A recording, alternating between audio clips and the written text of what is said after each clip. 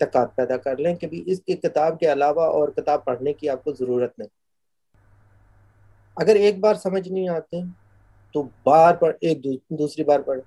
پھر نہیں سمجھ اس کو بار بار پڑھیں، اور آپ کو بار بار پڑھنے سے بے شمار چیزوں کا ادراک خود بخود ہو جائے گا. اور دوسرے بندے ہیں کہ طب کے معاملے میں حضرت خلیفہ مسیح اول کی کتاب جو ہے وہ بیاض نور، وہ ان کے الفاظ مشکل ہیں، مگر اگر آپ دوسری زبانیں سیکھتے ہیں تو یہ طب کی زبان بھی سیکھ لیجئے، یہ کوئی اتنی مشکل بات نہیں ہے. ڈکشنریاں موجود ہیں، آن لائن موجود ہے، بے شمار کچھ ایسا ہے. حضور کی کوئی مشکل زبان نہیں استعمال کی گئی، اور نہ ہی ان کے کوئی مشکل نسخے ہیں.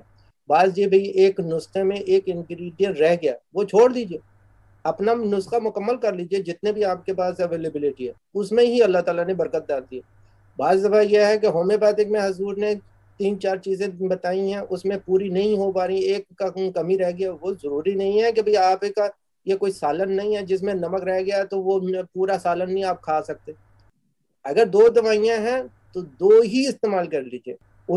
یہ نسخے اس طرح تیار کیے جاتے ہیں، کوئی لیفٹ سائڈ پہ کام کر رہا ہوتا ہے، کوئی رائٹ سائڈ پہ کام کر رہا ہوتا ہے، کوئی اوپر کی طرف کام کر رہا ہوتا ہے، کوئی نیچے کی طرف کام کر رہا ہے. وہ ہمیں اندازہ نہیں ہو پاتا. یا نسخے اگر یہ ہومیوپیتھک نسخے اسی طرح ہی ہیں جس طرح ایک 4-5 آپ کے خط آ گئے ہیں، ان میں سے ایک آپ کا ہے، باقی 4 آپ کے نہیں ہیں.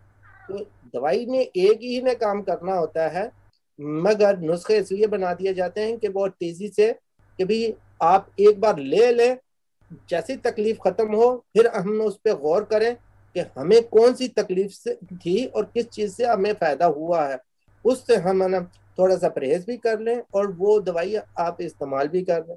بعض دوائی ایسا ہوتا ہے کہ ہم 4 دوائیاں بتاتے ہیں، چاروں کو پھر ہم کہتے ہیں کہ اس میں سے ایک نکال دیں، پھر لیں، پھر ہاں جی مجھے پھر بھی فرق ہے، پھر اس میں سے 2 نکال دیں، پھر 2 لیں، پھر بھی فرق ہے. تو اس کا مطلب ہے کہ پھر آپ نے 2 لیتے رہے، پھر آپ کو اس سے فرق ہے تو پھر ایک نکال دیجئے، ایک رکھیے، پھر اب آپ کو فرق نہیں ہے تو اس کا مطلب ہے جو آپ نے چھوڑی ہے وہ آپ کو فرق کر رہی ہے. اس طرح کر کے آپ اپنے مزاج کو بھی ڈھونڈ لیتے ہیں اور دوائی کا اصل جگہ بھی ڈھونڈ لیتے ہیں کہ کون سی دوائی آپ کو اس میں فرق کر رہی ہے، فائدہ دے رہی ہے. اب ضروری نہیں ہے کہ لمبا عرصہ آپ اب ہمارے پاس ایک دوائی ہے CCL، کاربوویج، لائکوپوڈیم اور چائنا، یہ 3 مزاجوں کو اکٹھا کر کے بنایا ہے کہ بھی کسی کو کوئی بھی چیز ہو سکتی ہے، اس کی وجہ سے ہو سکتا ہے پیٹ میں گیس بن رہی ہے. اس میں یہ ہے کہ آپ چائنا اگر آپ کے پاس نہیں ہے تو چھوڑ دیجئے، لائکوپوڈیم اور کاربوویج لے لیں. اگر اس سے فائدہ ہے تو اس کا مطلب ہے کہ آپ کی باڈی میں کہیں سوجن ہے جس کی وجہ سے آپ کو کاربن فائدہ دے رہی.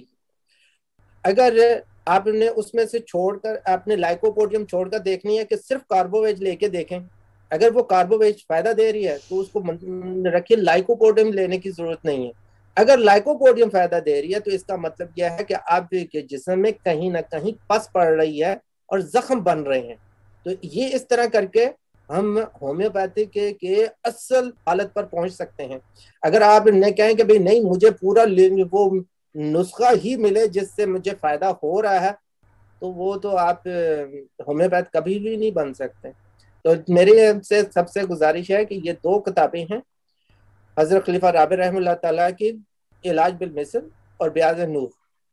اس کے علاوہ آپ دوسری طرف کتابیں نہ دیکھیں، آپ کا دماغ کنفیوز ہو جائے گا اور آپ کوئی PhD نہیں کر رہے. اگر کرنی ہے تو پہلے ہی یہ پڑھیں اور اتنی بار پڑھیں کہ آپ کو یہ حفظ ہو جانی چاہیے.